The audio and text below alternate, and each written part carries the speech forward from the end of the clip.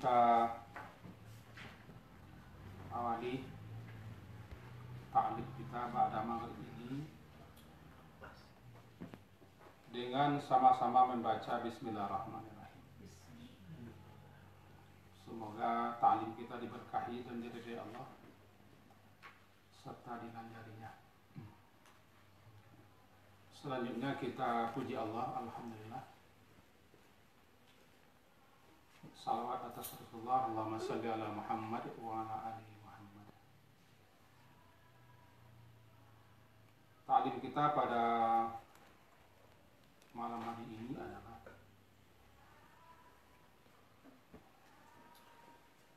apa yang mesti kita lakukan ketika syaitan mengganggu kita dalam salat, dan apa yang mesti kita baca dan kita perbuat. Untuk itu kita bacakan hadis yang diriwayatkan oleh Imam Muslim, Ibnu Majah dan juga Ibnu Hibban.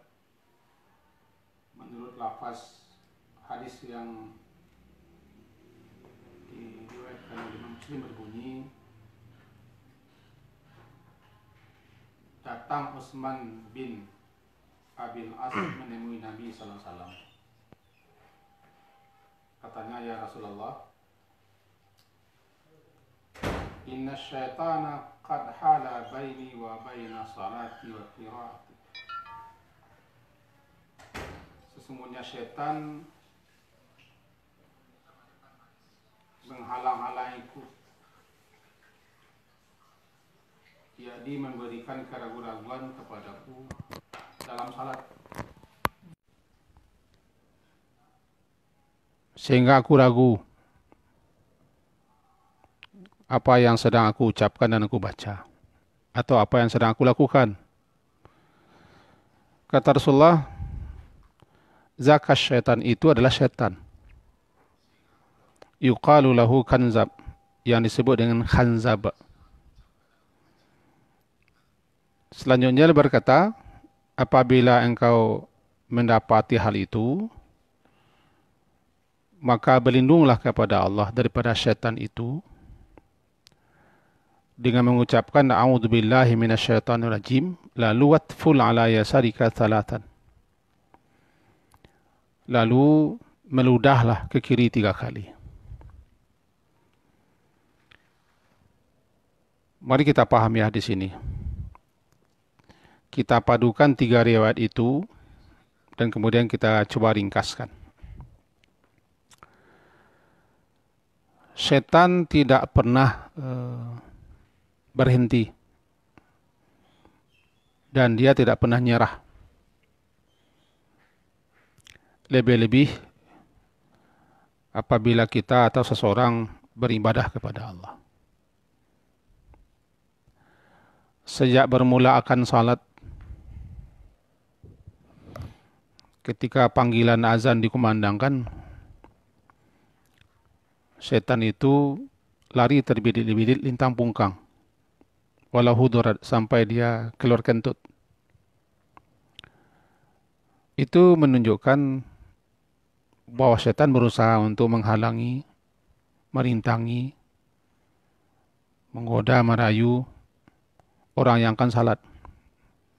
Sehingga ketika azan dikumandangkan dia lari. Setelah azan dikumandangkan dia datang lagi. Ketika iqamat dia lari lagi. Setelah iqamat dia datang lagi. Nah, datang yang ketiga kalinya ini. Udzukur kada wa kada. Ingat ini, ingat itu. Yang sebelumnya tidak ingat. Nah, maka timbullah berbagai macam pikiran-pikiran, ingatan-ingatan ke sana ke sini, bahkan di bawahnya jauh. Yang disebut dengan ikhtilas, rampasan setan atau sambaran setan. Ikhtilasun yahtaliusus setan fi salatil abdi. Suatu sambaran daripada setan dalam salat seorang hamba. Bukan hanya itu, semenjak berwudu malahan. Ada setan spesial yang suka mengganggu orang ketika berwudu, namanya al-walhan. Setan khusus yang bertugas atau yang ditugaskan mengganggu-ganggu orang berwudu.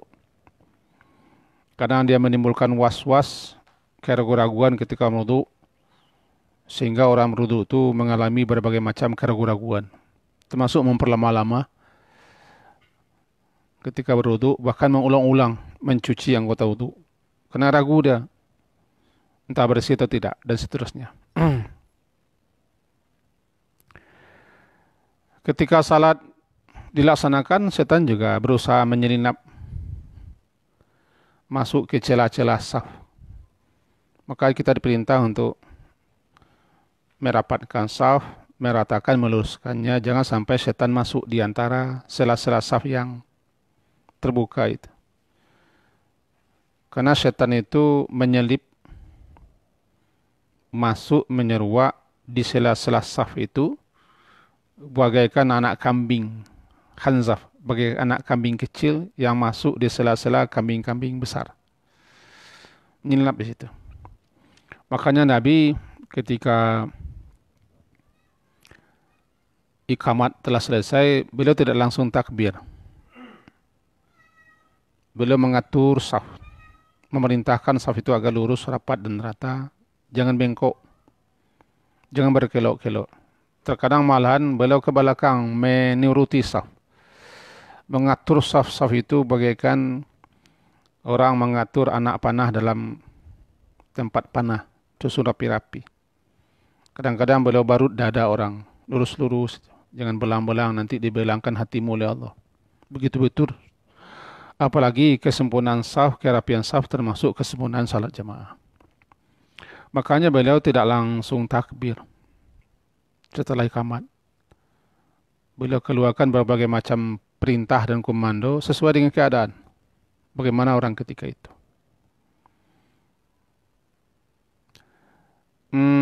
Setelah rapi, baru beliau takbir. Karena imam itu penanggung jawab. Al-imamu dhamin. Imam itu kan penanggung jawab. Dia harus bertanggung jawab tentang kerapian, kelurusan, dan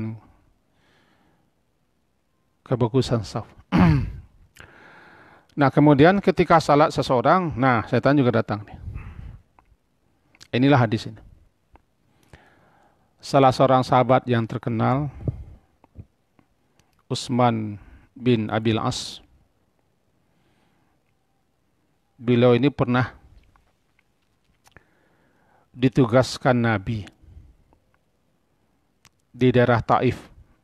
Taif itu jaraknya dari Makkah sekitar 67-an kilo, tergantung kemana lewatnya. Dataran tinggi, hawanya sejuk, subur. Dan Nabi juga pernah ke situ dulu hijrah ke Taif. Si Utsman bin Abil As ini sampai di Taif. Kemudian ketika dia salat, dia tidak khusyuk salatnya. Ada-ada saja yang mengganggunya sehingga dia ragu dalam salatnya, tidak konsentrasi, tidak sempurna salatnya. Kemudian ketika dia menyadari dan mengetahui itu, lalu dia datang menemui Rasulullah kembali dari Taif berangkat. Katanya, ra'aitu dzalika rahaltu ila Rasulillah. Setelah aku menyadari bahwa salatku tidak khusyuk, tidak beres, ada-ada saja yang mengganggu dan menghalangi antara aku dengan bacaanku, maka rahaltu ila Rasulillah, aku berangkat kembali menemui Rasulullah di Taif. Berapa jarak? Kami pernah ke Taif. Memang daerah itu mendaki di sela-sela celah-celah pegunungan-pegunungan. Sejuk. Kalau berjalan kaki atau beronta lama, 67 kiloan. Melewati lereng-lereng pegunungan. Baru sampai. Nah, ketika si Utsman bin Abil As ini menyadari bahwa salatnya tidak khusyuk, dia kembali menemui Rasulullah. Begitu itu sahabat memperhatikan kekhusyukan salat. Mereka tidak mau salat mereka tidak beres dan tidak selesai. Sesampainya di hadapan Rasulullah, kata Rasulullah, Ibnu Abil As, ini Ibnu Abil As, na'am ya Rasulullah, ya Rasulullah. Baru diceritakannya lah. Apa yang menyebabkan kau datang ke sini? Nah, dikisahkannya, aku salat begini, begini Rasulullah. Nah, kata Rasulullah, zakat syaitan itu syaitan. Syaitan itu. Syaitan yang disebut dengan khanzab. Boleh juga dibaca dengan khinzab atau khunzab. Kita lihat dalam beberapa penjelasan ulama, khanzab itu asal katanya kan apa namanya? Sepotong daging yang sangat busuk. Sepotong daging yang sangat busuk. Lalu diberikan nama kepada setan yang suka mengganggu orang salat itu karena kerjanya memang busuk. Parangainya busuk. Menjijikkan, mengganggu orang yang sedang beribadah. Bernamalah dia khanzab atau boleh juga disebut dengan khinzab atau khunzab. Yang populernya khanzab. Jadi kalau ada orang baca khinzab, ya boleh juga. Kalau ada orang baca khunzab, ya juga boleh. Kata Rasulullah itu adalah khanzab atau khinzab. Zakat syaitan. Syaitan itu sendiri terambil pada 3 huruf, shin, ta, dan nun. Syatana. Syatan. Syatana itu maknanya ba'uda, jauh. Dikatakan syaitan itu dengan syaitan, sumya syaitanu syaitan, libu adihi anil haq anil khair. Kena jauhnya dia daripada kebenaran dan jauh daripada kebajikan. Dia juga suka menjauhkan orang daripada kebaikan dan kebenaran. Ya bernamalah ada syaitan. Kalau daripada asal kebahasan ini kita ambil berarti siapa saja yang kerjanya menjauhkan orang daripada kebenaran atau kebajikan, ya sebagaimana kata Imam Qurtubi dalam kitabnya Tafsir Qurtubi jilid 1, zakat syaitan itu sudah bisa disebut dengan syaitan. Manusiakah dia ataukah jinkah dia? Kalau kerjanya itu dia jauh daripada kebenaran, jauh daripada kebajikan, dan juga menjauhkan orang daripada kebajikan dan kebenaran, bahkan menghalangi orang untuk kebajikan dan kebenaran, ya zakat syaitan, itu syaitan. Karena syaitan itu kan hanya nama. Nama bagi siapapun yang berperangai, yang bersifat, yang bertingkah, yang berwatak seperti itu. Ada juga yang mengatakan syaitan itu asal katanya juga syatana, maknanya adalah al-hablu tawil, tali yang sangat panjang. Kenapa begitu? Karena dia sama dengan tali yang tidak berujung, berkepanjangan terus-menerus mengganggu orang. Terus berkepanjang dia berbuat jelek dan dalam keburukan. Terus berkepanjang dia jauh daripada kebenaran. Ya, sama dengan al-hablu tawil, tali yang panjang yang tidak berujung. Kalau bahasa kambangnya bakalalaran itu. Bakalalaran itu ya, berketerusan tidak ada ujungnya. Nah, dikatakan setan karena dia terus-menerus tidak henti. Seakan-akan tidak ada ujungnya. Tidak ada kesudahannya. La nihayatalah, tidak ada ujungnya, tidak ada hentinya. Dia terus-menerus dalam keburukan, dalam kejelekan, dalam kejahatan, dan mengganggu, merintangi, menghambat orang dari kebajikan dan kebenaran itu. Juga ada yang menyebutkan syaitan itu asal katanya syata panjang syata. Ya syitu itu halaka, hancur binasa. Ada lagi pendapat lain. Kita tidak akan berlarut dengan pendapat ini. Dan jelas, dua itu kita ambil pengertiannya bahwa syaitan itu dikatakan syaitan karena memang dia jauh daripada kebenaran dan suka menjauhkan orang pada kebenaran. Atau berkepanjangan, berkelalaran dalam keburukan, kejelekan. Ya syaitan dia. Nah, kata Rasulullah tadi, itulah syaitan. Namanya khanzab atau khinzab. Jika datang syaitan itu mengganggumu, menggodamu, merayumu sehingga ragu-ragu engkau salat, termasuk bacaan pun tidak apa lagi, tidak beres, tidak sempurna atau lupa dengan apa yang sedang dilakukan. Jika itu terjadi, bacalah A'udzu billahi minasyaitonir rajim. Aku berlindung kepada Allah daripada syaitan yang rajim, yang dirajam. Lalu meludah ke kiri 3 kali. Apa itu rajim? Orang sering menerjemahkan dirajam. Rajmu. Asal kata rajmu itu kan ramyu, melempar. Biasanya orang yang berzina kan dihukum lempar, rajam. Dia dilaknat, dia dikutuk karena perbuatannya keji. Maka dia dilempar, dirajam. Orang yang dirajam adalah orang yang melakukan pekerjaan yang terkutuk, yang keji, yang jelek, yang buruk. Ini dirajam. Orang yang dirajam marjum. Jadi sini sebagaimana kata ulama ahli bahasa, ya ar-rajim itu maknanya marjum, yang dirajam, yang dipengkang, yang dilempari. Tapi kemudian berubah maknanya adalah yang dikutuk, yang dilaknat. Karena yang dirajam pasti dia dikutuk dan dilaknat kerjanya, tingkahnya, perbuatannya. Maka lalulah dia daripada setan yang dilaknat, yang terkutuk, karena perbuatannya, sikapnya, sifatnya. Itu makna rajim. Aku berlindung kepada Allah daripada setan. Satu-satunya dan tidak ada cara lain. Apabila kita diganggu oleh setan dalam salat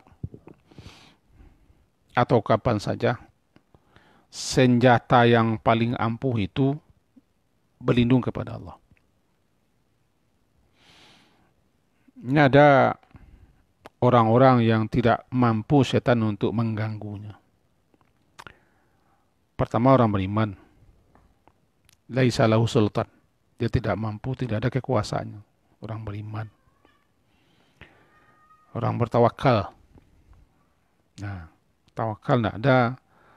Wa ala rabbihim yatawakkalun. Orang-orang yang bertawakal. Tidak ada kemampuan setan untuk mengganggunya. Kemudian orang-orang yang ikhlas, mukhlasin atau mukhlisin. Illa ibadaka minhumul mukhlasin. Orang-orang yang telah dipilih, terpilih dan dipilih untuk ikhlas dalam berbuat amal ibadah kepada Allah. Dan yang keempat, orang yang sentiasa berzikir, berdoa, memagari, menamengi, memerisai dirinya daripada syaitan itu dengan membaca doa-doa tertentu dan zikir-zikir tertentu. Maka orang ini tidak mampu setan. Nah, ketika seseorang membaca isti'adzah dengan penuh kesadaran dan penghayatan, dia mengerti, dia memahami apa yang dibacanya itu. Dan dia meyakini dan penuh harap kepada Allah agar betul-betul dipelihara, dijaga daripada syaitan ini. Dibacanya auzubillah, hilang gangguan setan. Masalahnya kita atau siapa saja membaca auzubillah itu barangkali kurang kesungguhan, kurang yakin, atau kurang memahami, atau kurang percaya bahwa bacaan itu memang suatu senjata paling ampuh untuk mengenyahkan, mengusir setan. Auzubillah. Itu yang diajarkan Rasulullah. Dan ada lagi cara yang lain. Di samping beriman, ya, tawakal, ya, ikhlas, ya.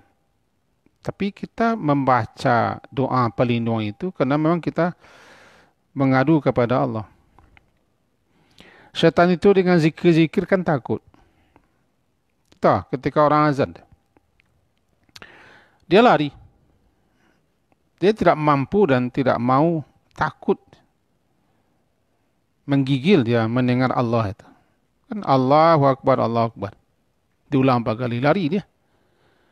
Dalam azan itu kan juga ada kalimat tauhid, asyhadu la ilaha illallah, asyhadu anna Muhammad Rasulullah. Lari dia.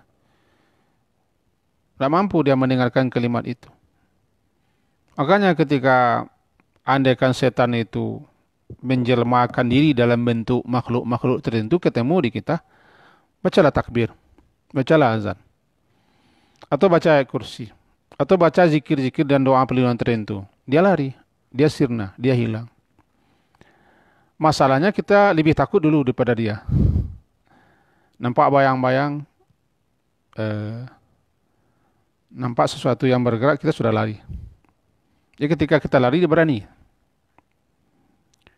Jadi ketika kita berzikir, membaca auzubillah atau ayat kursi atau doa-doa yang memang spesial untuk itu, dia lari.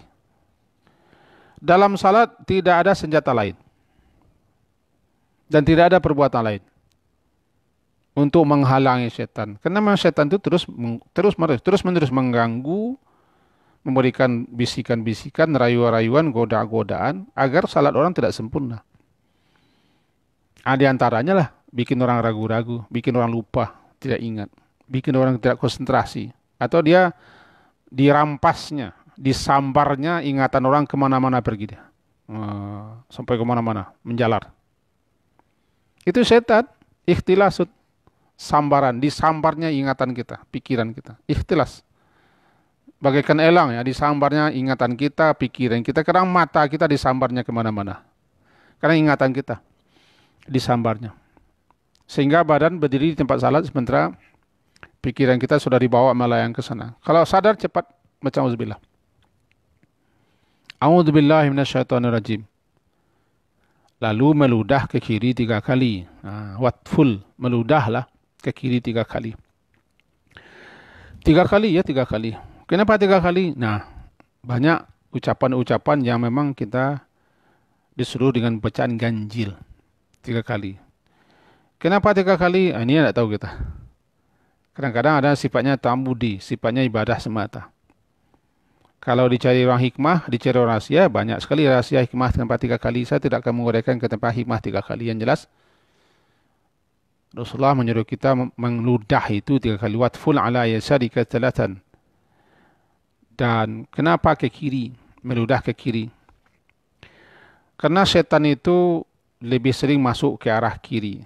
Kata para ulama ya, dalam kitab mereka menjelaskan bahwa hati itu kan lebih dekat ke kiri, agak ke kiri, sehingga setan itu menuju ke arah kiri jantung atau hati kita, dia lebih cepat ke sana, maka kita ludahi dia.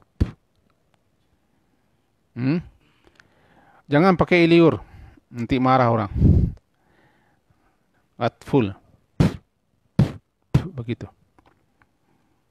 3 kali saja, ke kiri ya. Dan kita tidak sukai ke kanan. Lakukanlah itu.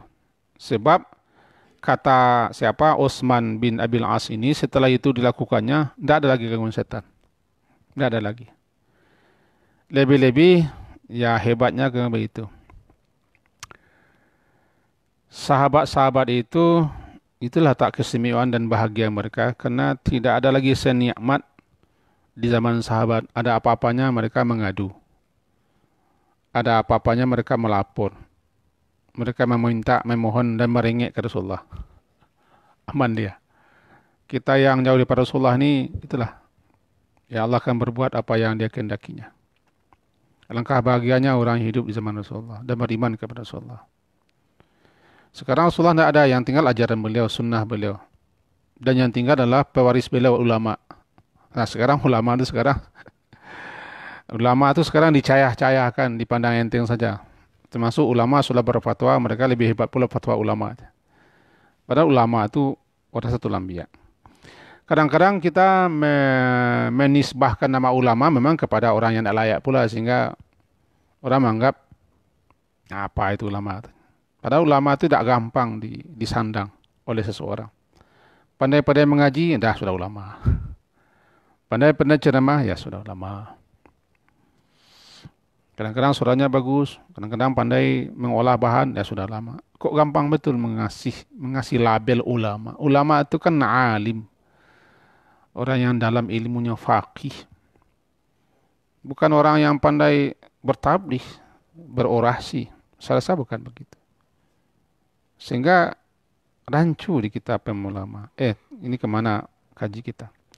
Kita menyerempet kaji kita ya. Kembali kepada yang tadi, bahwa itulah bagiannya sahabat. Sehingga dalam suatu riwayat, dalam hadis riwayat Ibnu Majah bunyinya seperti itu. Setelah beliau mengatakan itu adalah setan, sekarang engkau mendekat kepadaku. Mendekat sini. Fadanautu minhu, aku mendekat ke Rasulullah. Sehingga jalastu ala suduri qadamai. Sehingga aku duduk di atas dua telapak kakiku. Mendekat kepada Rasulullah. Tiba-tiba kemudian Rasulullah menepuk dadaku. Fadaraba sadri biyadi. Beliau tepuk dadaku. Watafala fi ma fami, beliau ludahi mulutku tu. Beliau ludahi mulutku. Kata beliau, ukhruj adu Allah. Hai musuh Allah, keluarlah. Kata beliau. Beliau ludahi mulut si Utsman bin Abil As itu, beliau ludahi. Kata beliau, ukhruj adu Allah. Wahai musuh Allah, keluar. Beliau lakukan itu 3 kali. Fa fa'ala dzalika 3 marat. Beliau ulang 3 kali. Setelah itu kata beliau kepada Utsman bin Abil As, sekarang kembalilah engkau ke tempat tugasmu, ke Taif sana. Kata Utsman ini, maka demi Allah, fal amri, maka demi Allah yang telah menghidupkanku, yang telah memberiku umur panjang atau memberikan umurnya. Semenjak itu aku tidak lagi merasakan dan tidak pernah aku lagi dirayu, digoda oleh setan. Inilah keistimewaan sahabat ya, yang Rasulullah langsung meruqyah. Tapi kita jangan coba pula ini mentang-mentang kita ustadz atau Ustadz Akmal, Buya Dian, Kiai Rahmat. Jangan ludah pula mulut orang, nanti mulut kita bau. Ini kata ulama, ini khususiat kepada Nabi. Cukup kita hanya mengajari orang yang begitu baca auzubillah. Andaikan orang melapor mengadu kepada kita atau kita pun kan tidak henti-hentinya digoda, dirayu, dihalang-halangi, diganggu oleh setan itu. Jadi intinya, pertama intinya adalah setan itu pasti dia mengganggu, menggoda, merayu orang dalam salat. Yang tidak diganggunya orang yang tidak salat. Kalau tidak ada orang niat tidak salat, diganggunya. Tenang-tenang saja dia. Karena orang yang tidak salat dan orang yang tidak pergi ke masjid itu, ikannya sudah masuk tangguk namanya. Ikan kalau sudah masuk tangguk, untuk apa lagi diganggunya? Yang akan ditangguk penangguk itulah ikannya masih dalam bandar, dalam kolam. Di haru-harunya. Ya, orang yang tidak salat dia sudah masuk perangkapnya, untuk apa diganggunya? Paling-paling ditenang-tenang saja. Orang yang mau salat itu orang yang belum ditangkapnya, maka dia terus aktif. Semenjak berwudu, semenjak berangkat, dia sudah aktif. Tidak mampu dia menghalangi, memperlambat. Tidak mampu memperlambat, memberikan was-was. Ketika berwudu, dilambat-lambatkannya berwudu. Sehingga ada orang yang digoda, dirayu oleh setan dalam berwudu. Berkali-kali mencuci tangan. Rasa tidak bersih, habis air. Atau sengaja memperlambat-lambat. Mencuci faradnya berkali-kali. Ada was-was. Rasa belum. Itu setan. Kita baca dalam kitab Talbis Iblis, perangkat dan belitan iblis. Memang ada orang yang dalam bersucinya lama sekali karena was-was. Lama sekali sehingga terlambat salat. Dia dipengaruhi, dipalingkan oleh setan. Setan itu memang berusaha untuk itu dia. Berusaha betul itu. Jadi semenjak kita akan salat dia sudah mengganggu. Berwudu kita sudah mengganggu. Dalam jalan kita ke masjid dia sudah mengganggu. Di masjid dia juga mengganggu. Kenapa? Nah, mari kita baca. Ketika masuk masjid, salah satu doa masuk masjid kan untuk mencampakkan syaitan. Kan? Ketika doa masuk masjid, salah satu doanya adalah apa?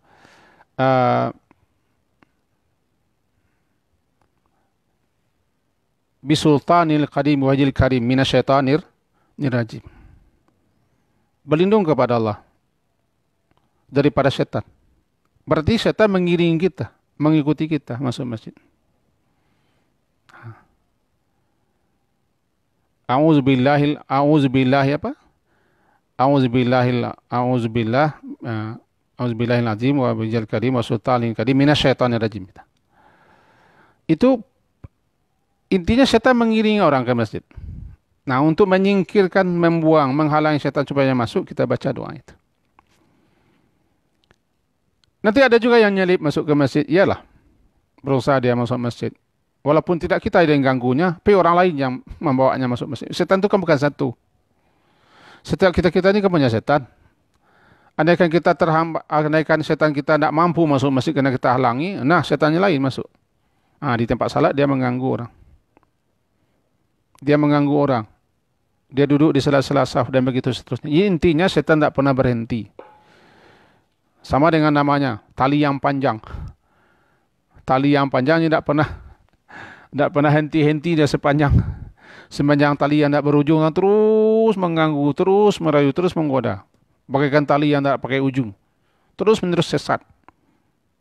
Terus menerus dalam kejahatan, keburukan. Setan namanya. Karena begitu kerja setan, maka kita jangan lupa senjata. Senjata yang paling ampuh adalah doa. Doa mohon perlindungan kepada Allah yang disebut dengan isti'azah atau ta'awuz. Memohon perlindungan kepada Allah adalah membaca auzubillah. Berta'awuz adalah berlindung kepada Allah. Sama juga. Bacaannya adalah a'udzubillahi minasyaitonir rajim. Ketika datang gangguan seperti itu, lupa kita baca auzubillah. Ragu kita baca auzubillah. Meludah ke kiri 3 kali. Itu yang kedua. Itu bacanya. Yang ketiga, jangan lupa untuk terus berdoa kepada Allah agar kita diberi kekhusyukan. Allahumma inni a'udzubika min qalbin la yakhsha. Allahumma inni a'udzubika min qalbin la yakhsha. Ya Allah, aku bermohon kepada Engkau dan berlindung kepada Engkau daripada hati yang tidak pernah khusyuk, tak fokus. Sehingga disebutkan oleh Imam Ghazali, di antara cara untuk khusyuk itu berusahalah hudurul qalbi, memfokuskan pikiran dan hati dalam salat itu. Buang segala akalnya, segala yang akan mengganggu, yang akan merintangi, dan segala macam yang akan menghalangilah. Ada seorang ulama Arab Saudi mengarang buku namanya 33 kiat salat khusyuk. 33 kiat salat khusyuk. Sudah diterjemahkan bahasa kita. Yang terakhir, harus kita sadari bahwa peningkatan serangan setan ketika sedang beribadah itu lebih tinggi dibanding kita tidak beribadah. Tujuannya untuk menghalang kita, merintang kita jangan sampai beribadah. Atau ibadah kita tidak beres, tidak selesai, tidak sempurna. Itulah misi utama setan, menghambat, menghalangi, merintai orang untuk jangan beribadah. Ataupun beribadah, bagaimana supaya ibadahnya tidak khusyuk, tidak selesai, tidak beres, tidak sempurna. Mudah-mudahan ada faedahnya untuk kita bersama ini semua. Karena azan sudah dikumandangkan. Kita akhiri dengan Subhanakallahumma wa bihamdika asyhadu an la ilaha illa anta astaghfiruka wa atubu ilaik. Wa sallallahu ala Muhammadin wa ala alihi wa sahbihi ajma'in. Walhamdulillah. Assalamualaikum warahmatullahi wabarakatuh.